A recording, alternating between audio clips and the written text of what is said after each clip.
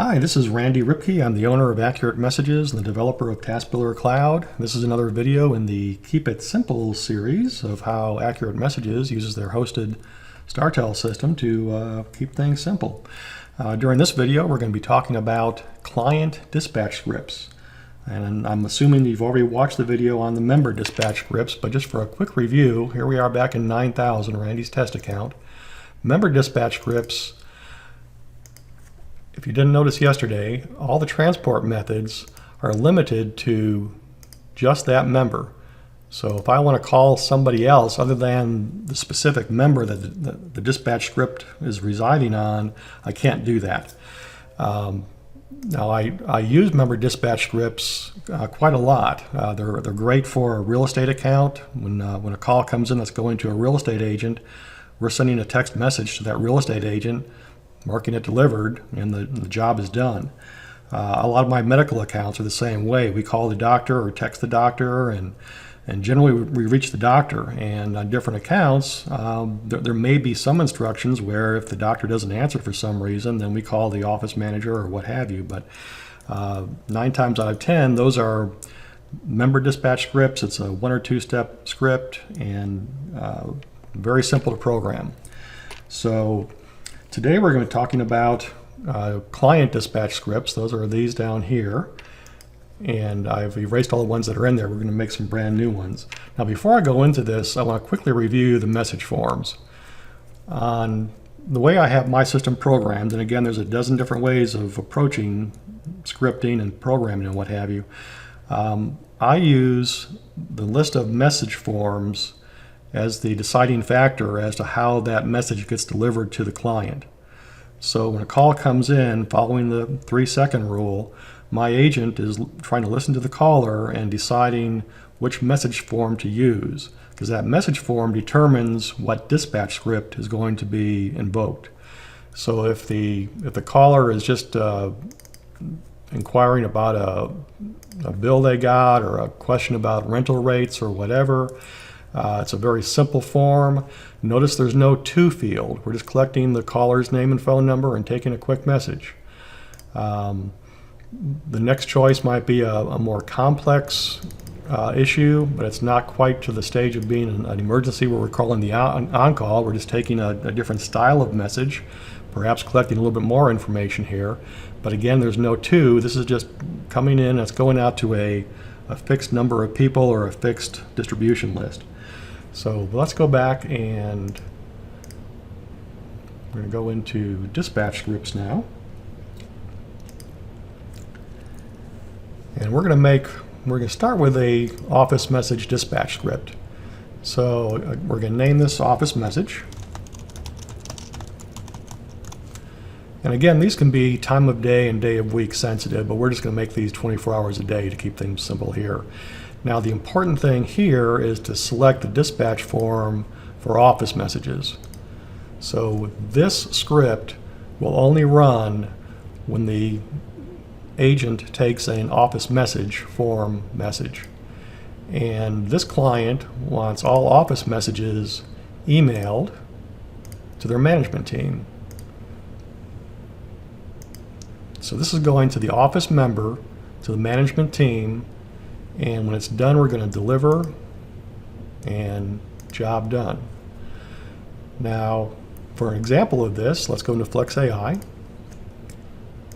bring up account 9000, and the caller is on the phone, and we've determined we're just going to take a basic office message. So the caller is Randy, and the phone number. And quick message, agent presses save, dispatch script invokes. If we want to go back and check and see what happened, we can bring up this account again.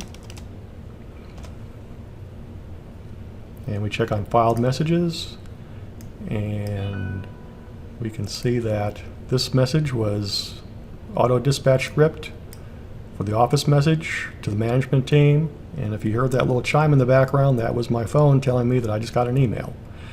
So actually I got 2 emails because it went to both of my different email addresses.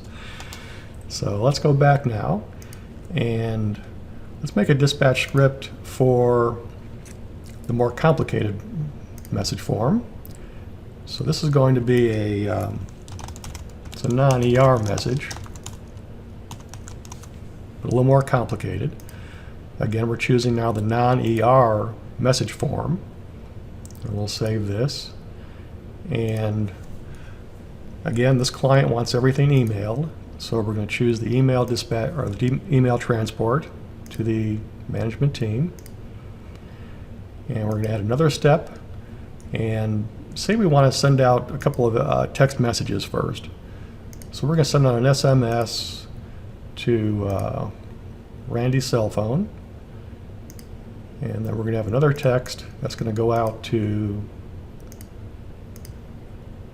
Lisa's cell phone. Now I've changed Lisa's number to mine, so if you happen to notice it goes to the same number twice. But so we're sending out an email, 2 text messages, and then after the second text message, say we want to wait 15 minutes and see if we get a reply.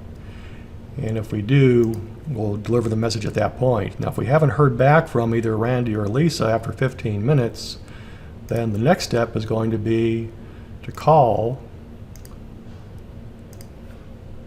Randy's cell. And we're going to call it twice, and we're going to wait 5 minutes in between. And if Randy doesn't answer,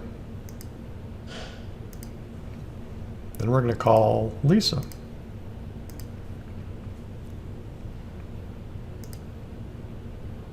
And again, twice with a 5-minute delay. So now let's go back into the FlexAI and bring up 9,000.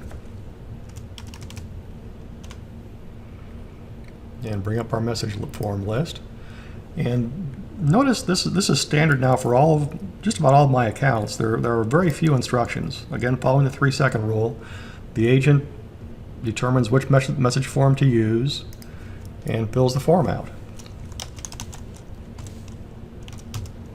Oops.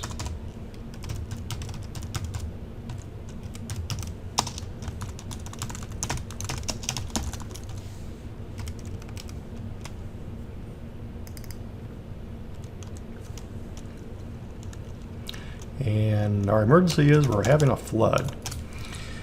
So all the agent has to do at this point is press save.